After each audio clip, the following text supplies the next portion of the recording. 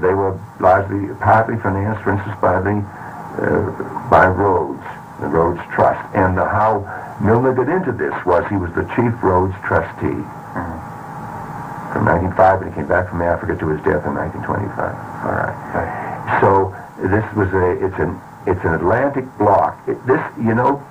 Streit, Clarence Streit, S-T-R-E-I-T, Union Now with Great Britain. All right, he represents what this group wanted. Clarence, S-T-R-E-I-T, if he's still alive, he probably lives in Washington. I had his daughter in my class, and as a visitor, but not as a student of mine. And he was built up by this people as the only solution. This is in my book. His name and when it happened, and by the Round Table people. By the Round Table people, and it was his book Union Now, which came out in 1938, was called anonymously in the Round Table magazine by Lionel Curtis. The Only Way, it was headed. It was then reviewed anonymously in the Christian Science Monitor by Lord Lothian as the solution of our problems. And what it is essentially a union of the Atlantic bloc. Printed pages. Not world domination. Not world domination. And of course, this was Rhodes' idea. Right. He wanted the United States in the English Commonwealth. All right. Secondly, these people are not pro-communist, as I know them. And certainly the Round Table group and the Milner group and the people that I'm writing about, and I notice I followed them up only to 1940, which is the end of the Morgan Bank, when they had to incorporate because of the inheritance tax and so forth. They had to incorporate. They were before that a partnership. When did the Council of Foreign Relations form? It was originally established by a group here about 1919, okay. But they had in the group that we went, it's the Inquiry. The Inquiry was the post-war planning group set up by the Morgan interests in 1917 in the United States, of which the technical head was the head of the American Geographical Society. All of this is in my book. No. Oh, yes, National Geographic. I have that on my mind. Hugh, was it? No.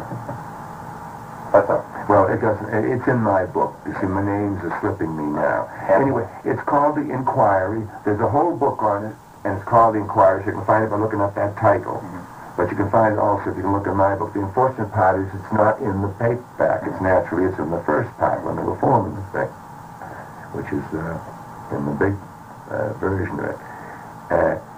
The Inquiry got together in Paris and agreed to establish an organization out of which came the Royal Institute of International Affairs. And that Royal Institute of International Affairs had branches in all of the Commonwealth countries, Australia, New Zealand, South Africa, Canada, eventually in India, and they even, I think, had one somewhere else.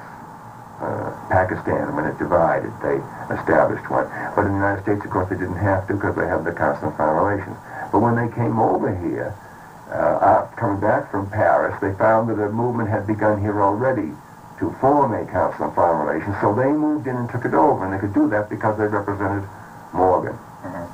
And in that crowd was Willard Straight, who was a Morgan partner, and he died at the Peace Conference of the influenza. And, of course, the man who was the active, supposed to be, Lamont, Tom Lamont. President Bill Clinton. Great guy for revealing this. But then they became absolutely sour, and they're now denouncing me. And I'm a member of the establishment. And because you're repudiating it? I don't know. You don't know what? I don't know, really. I'm baffled. I'm baffled by the whole thing. I don't know why Macmillan acted the way it did. I don't know why. I can think these guys are just trying to make a living. I think they'd write anything that they got paid for writing, which is my feeling about it. So, now, I was angry about this. Then somebody wrote to me from the University of Nevada, I believe it was, in Reno, I think. And he was very angry over what was going on there. over this. Now, this is in the 71, No, this would be 73. 73 that it came to your attention. Now, this, Or when did, no, this came in the election of 72. 72. The Okay. spring of 72. Okay, fine. So it was right after it came out. Yeah, I think. Okay. Then in 73, somebody called you. In 73, somebody called me. Now, I can give you the exact dates on this if I can get to the papers, but I don't have them anyway. And he wanted me to do something to stop the influence that this book was having in Nevada, particularly as promoting anti-Semitism. Now, basically, Professor Quigley is talking about the book None Dare Call It Conspiracy, written by Gary Allen and Larry Abraham. And the book doesn't promote anti-Semitism. It does talk about some Jewish bankers, but then there are Jewish bankers and there are a lot of non-Jewish bankers. It has nothing to do with Jewish at all. It has to do with people who have the desire to create a world system. And the majority of bankers, as Carroll Quigley points out, of international bankers are not Jewish at all. In fact, many times these Jewish names are used, I believe, personally as a front to draw our attention away from the real forces working behind the scenes. So let's go ahead and go on with the interview with Professor Quigley. Because there's a group of people who are using this book, and they're total nuts. I get letters from them all the time. I can show you some of them if you want. Complete nuts.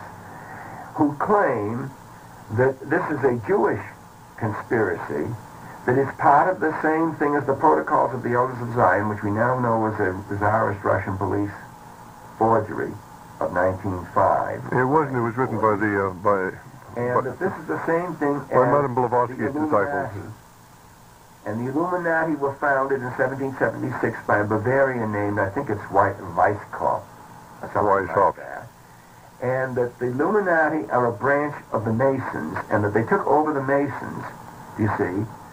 And the whole thing is a nightmare. Right. That all secret societies is the same secret society. Now, this was established by nuts for hundreds of years. There were people who said the Society of Cincinnati in the American Revolution, of which George Washington was one of the shining lights, was a branch of the Illuminati and was a secret society, and therefore that's why the Masons built the monument in Alexandria to Washington. Not because he was the first president of the United States, because he was the Mason and the head of the Illuminati in this country, and therefore was one of the founders of the Society of Cincinnati. Do you see what I mean? Mm-hmm. And it becomes, you can't believe it. Now, these same conspirators are the Jacobins who made the French Revolution. A woman named Nesta, N-E-S-T-A, Webster, wrote that book. To refute it, my tutor, who's a Rhodes Scholar, Crane Brinton, B-R-A-N-T-O-N, wrote his doctoral dissertation called The Jacobins, in which he refutes her. Do you see? Right. Now, I think at the end of his life, Brinton probably came to feel that he was wrong, that there was some secret society involved in the Jacobins.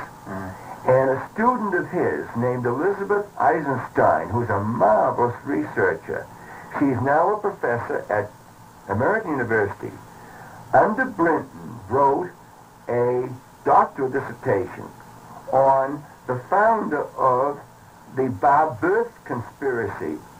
The Babeuf conspiracy was a conspiracy of the extreme left, which burst out in France in 1894 or so, led by a man named Babeuf, who was executed for it.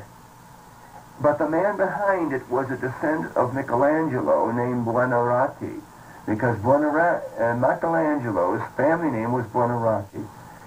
Look, if you can, at Eisenstein's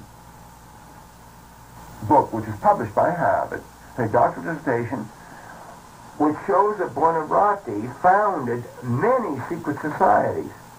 You see, one of them was the Babeuf people, who are now being praised to the skies by all the neo-Marxists, like Marcuse and others, you see, as the great heroes, because they tried to change the